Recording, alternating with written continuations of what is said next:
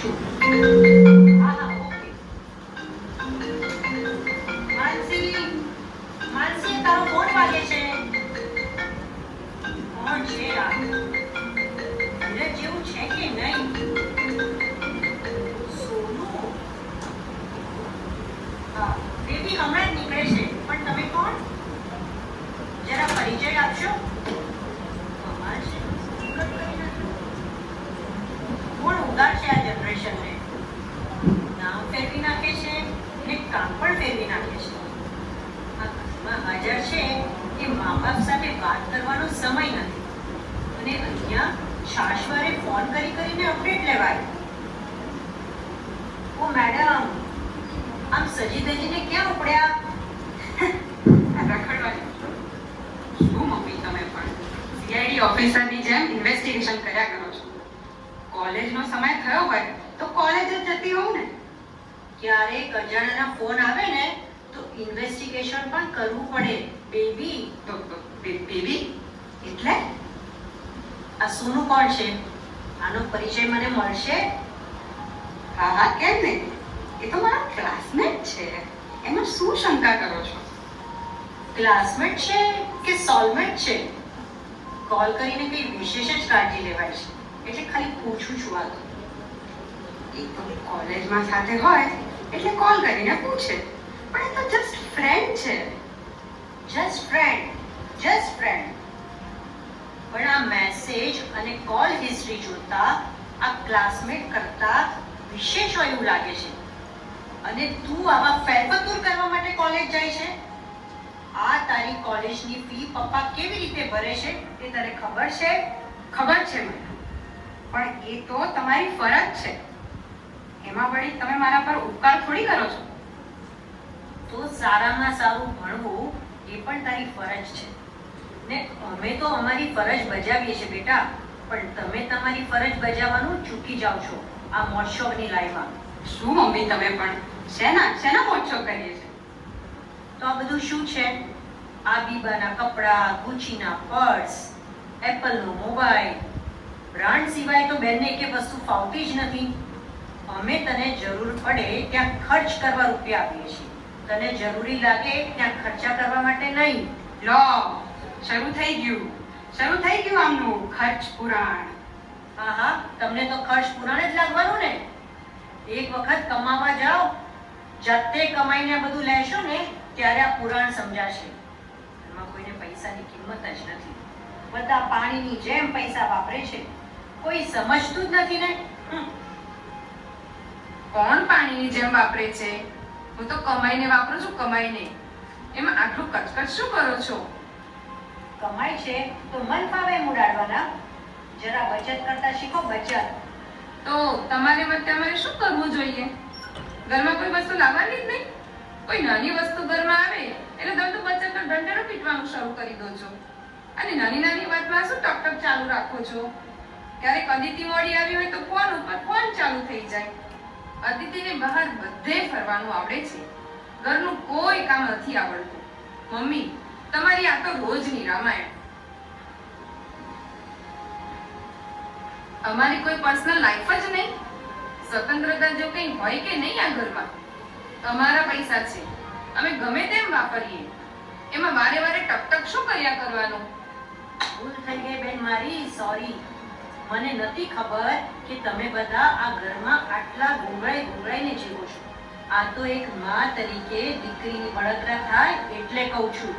બાકી તમારી જિંદગી છે, તમને સંપૂર્ણ સ્વતંત્રતા છે. તમારે કેવી રીતે જીવવી એ નિર્ણય તમારે કરવાનો છે. ખાલી બોલો જ છો, પણ અમને અમારી રીતે ક્યાં જીવા દો છો? જરા જમાના પ્રમાણે ચાલતા શીખો ને. કંટાળી ગયા છીએ, કંટાળી. હવે તમારી રોજની ટકટકથી. અદિતિ, આ મા બાપ દીકરા દીકરીઓને ક્યારે સમજતા થશે? ખબર નહીં એ આપણી લાગણીઓને ક્યારે સમજશે. માનસી, હવે હું થાકી ગઈ છું. મારે હવે ફ્રીડમ જોઈએ છે, ફ્રીડમ. પણ ભાભી, મને નથી લાગતું કે આ ઘરમાં આપણને ફ્રીડમ મળે. તો અમે ક્યાંક બીજે રહેવા જતા રહીશું. પણ ભાભી, આ તમે આવી રીતે અલગ રહેવા જતા રહેશો તો લોકો શું કહેશે? લોકોને જે વિચારવું હોય એ વિચારે. લોકોની ચિંતામાં આપણે થોડું વળી ભરાય. આ ઓફિસમાં બોસની ટકટક ને ઘરે આવીએ ત્યારે સાસુમાની ટકટક. હવે સહન શક્તિની પણ કઈ લિમિટ હોય કે નહીં? તે તો મને પહેલા કીધું તું ને કે તને આ ઘરમાં નથી ફાવતું, એટલે હવે તમારે તો અલગ થયા વગર છૂટકો જ નથી, કેમ?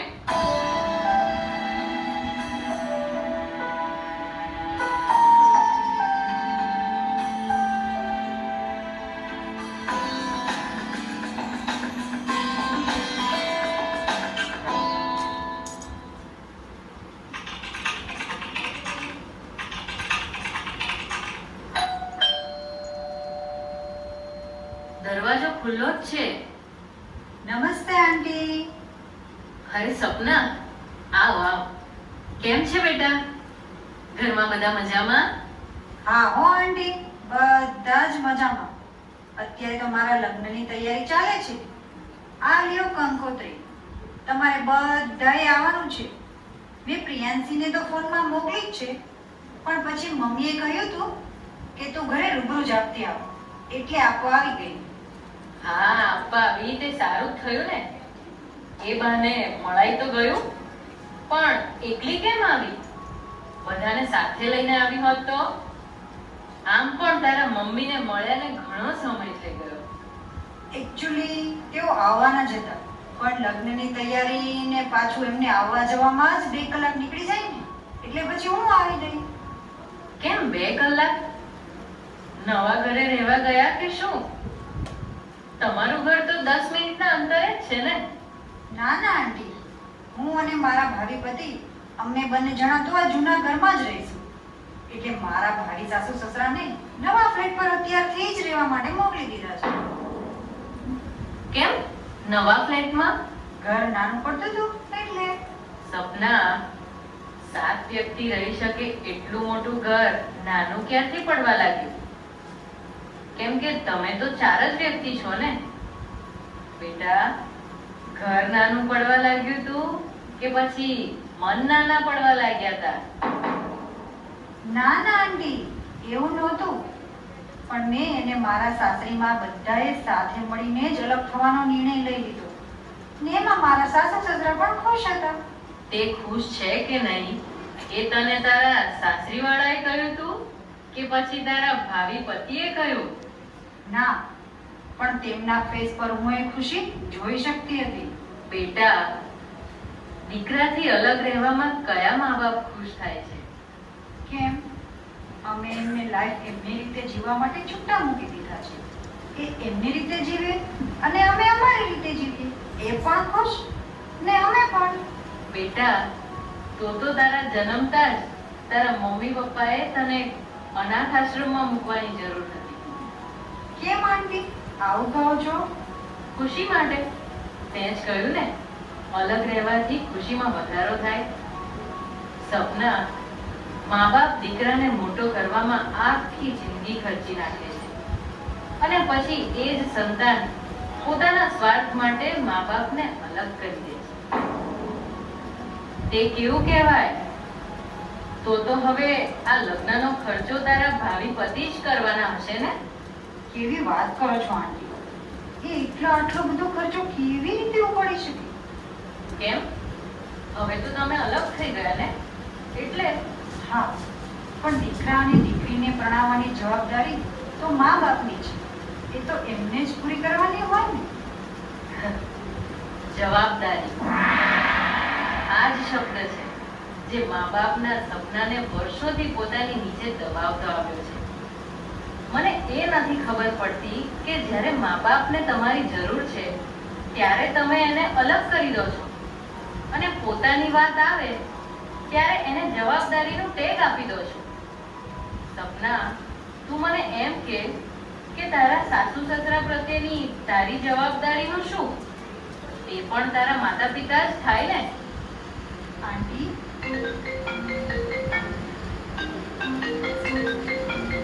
તમે કોણ? આવું કેમ વિચારો છો? હા હા, હું નીકળું જ છું. હા હા, 5 મિનિટમાં આવી. સોરી આંટી, હો મારે જવું પડશે. પણ લગ્નમાં તમારે બધાએ આવવાનું છે, ઓકે? હા હા, જરૂરથી. જવાબદારી. આંટી, ઓહો, કંકોત્રી આવી છે. કોની છે આ કંકોત્રી? હા, આ તો પ્રિયાંશીની ફ્રેન્ડની છે. હમણાં જ આપવા આવી હતી. હા, બોલો કિશોરભાઈ. ના, એ ઘરે નથી.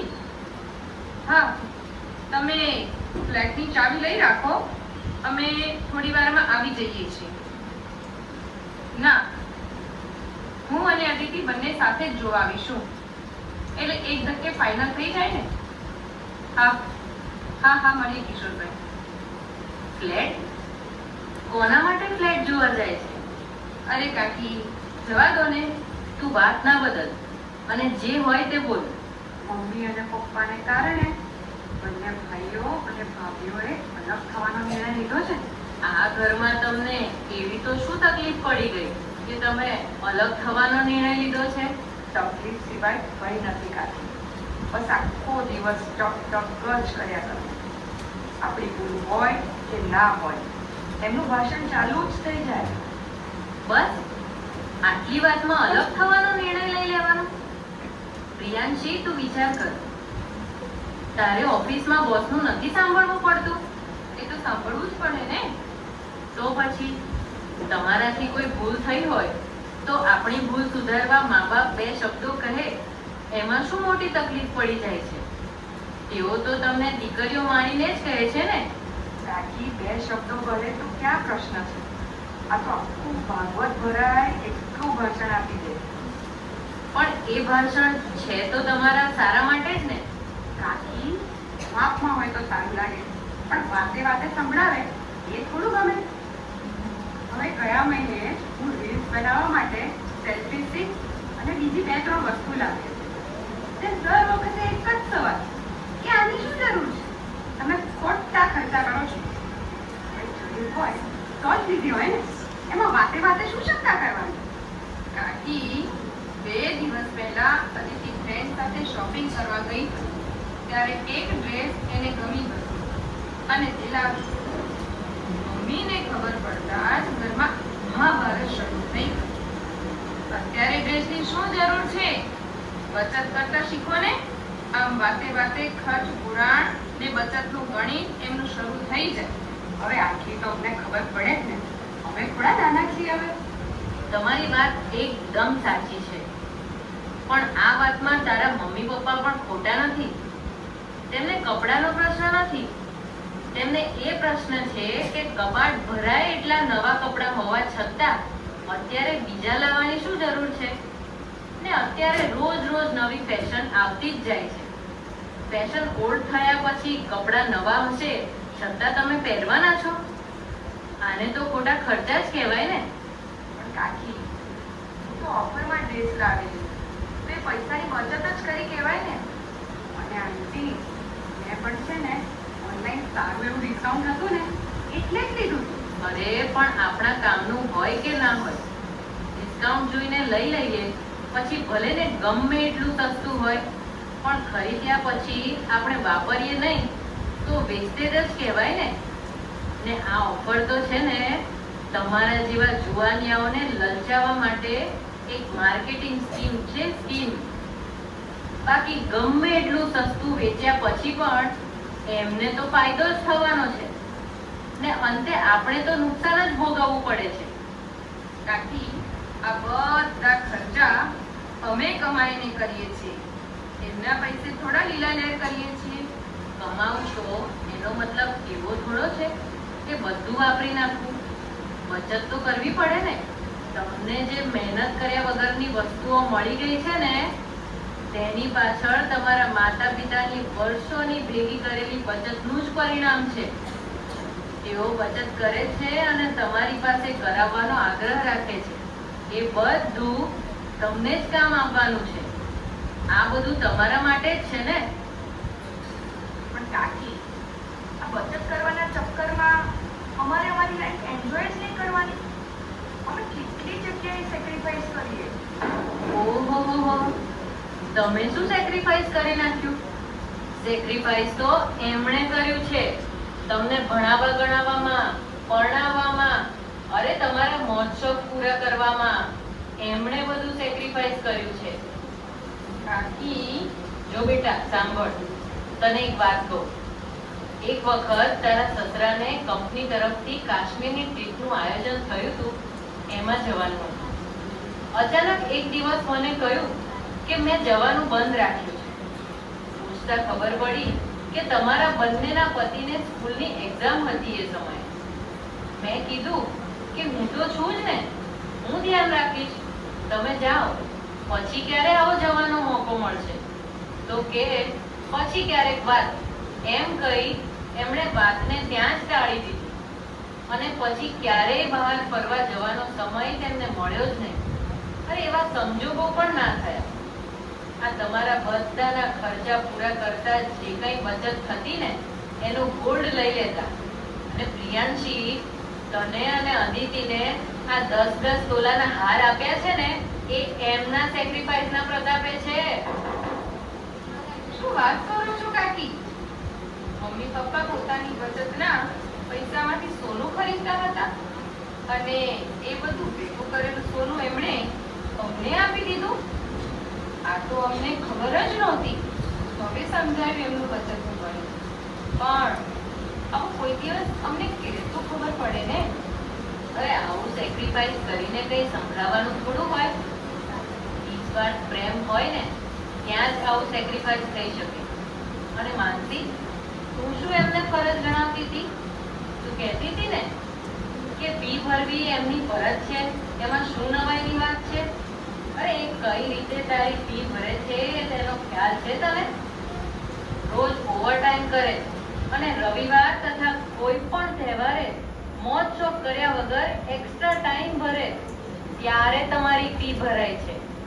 પોતે દર વર્ષે સાદા કપડાં લે અને તમને બ્રાન્ડેડ કપડાં પહેરાવે છે. અરે આટલું બધું કરવા છતાં તમે ભણવામાં ધ્યાન ના આપો અને આવા ફેરફતૂર કરો, ગમે ત્યાં મોજ શોખમાં રૂપિયા વાપરો તો તમને ટકોર કરવાનો પણ અધિકાર નથી એમને. બેટા, મા બાપની ટકોરમાં પણ એમનો પ્રેમ છુપાયેલો હોય છે. પણ કાકી, આવી રીતે પ્રેમ જતાવે તો દીકરી, પ્રેમ આઈ લવ યુ બોલીને બતાવવાની રીત નથી. એ તો સામેવાળાની કેર કરીને જતાવવાનો હોય. અરે તમે સહેજ પણ બીમાર પડો એટલે દોડીને સારામાં સારી હોસ્પિટલમાં લઈ ગયા છે. અને તારા પપ્પા મોતિયાનું ઓપરેશન અને તારી મમ્મી જોઈન્ટનું ઓપરેશન કરાવવા સમય અને સંજોગની અનુકૂળતાની રાહ જુએ છે. રાહ. શું એ તેમનું પ્રેમ નહીં? તારા ડોક્ટર બનવાના સપનાને સાકાર કરવા ઘર પર લોન લઈ દર મહિને હપ્તા ભરી રહ્યા છે. શું એ એમનો પ્રેમ નહીં? અરે તારા મમ્મી જ્યારે પોતાના ભાગનો ગોળિયો પોતે ભૂખ્યા રહી તમારા મોઢામાં મૂકે છે, એ એમનો પ્રેમ નહીં? પણ કાકી, એ તો પ્રિયાંશી, તમારી ઈચ્છા પ્રમાણે ધામધૂમથી લગ્ન થાય તે માટે 1.5% વ્યાજે રૂપિયા લઈ આવ્યા. એ એમનો પ્રેમ નહીં? પોતાના સપનાઓને તમારા ભવિષ્ય માટે ન્યોછાવર કરી દે, એ એમનો પ્રેમ નહીં? પોતાના મોજ શોખને ભૂલી તમારી જરૂરિયાતો પૂરી કરવા હંમેશા તત્પર રહે, એ એમનો પ્રેમ નહીં? 2 નોકરીઓ કરીને પોતાની જાતને તમારા ભણતર માટે નીચોવી નાખી, શું એ એમનો પ્રેમ નહીં? પોતાના પગમાં ઘસાઈ ગયેલા ચપ્પલ રાખી તમને સંતાનોને રીબોકના શૂઝ પહેરાવે, એ એમનો પ્રેમ નહીં? પોતે કીપેડ વાળો મોબાઈલ વાપરે ને તમને બર્થડેમાં એપલનો મોબાઈલ લઈ આપે, શું એ એમનો પ્રેમ નહીં? એ માલવિકા ભાભી છે ને, તમને બંનેને ખૂબ પ્રેમ કરે છે. તેને તમારા પ્રત્યે અપાર લાગણી છે, પણ એને જતાવતા નથી આવડતું. માં તો ક્યારેક દીકરાના માથે હાથ પ્રસરાવીને પ્રેમ જતાવી દે છે, પણ પિતા, એને તો એ પણ નથી ખબર કે પ્રેમ જતાવવાનો પણ હોય. તમારી જવાબદારી નિભાવવામાં પ્રેમની પરિભાષા શીખવાનું જ ભૂલી ગયા છે. અને હા, પાછા આ અલગ થવાની વાત ભાભીને ખબર ન પડે એ વાતનું ધ્યાન રાખજો હો.